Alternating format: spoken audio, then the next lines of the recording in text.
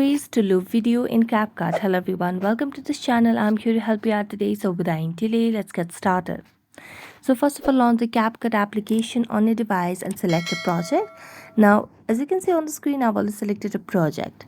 Now, if you want to loop a video, one of the major ways is to tap on the video and you can see different options at the bottom. So let's drag it to the left and here you'll be able to see the options of duplicate.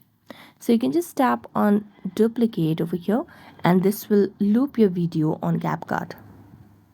Next, what you can do is simply tap on the video options and then simply select on the plus icon over here and add the same video over here again.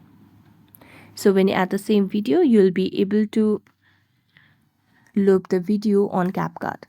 So that's it. Thank you so much for watching this video. If you enjoyed watching it, don't forget to like, subscribe and hit the bell notifications. See you next time.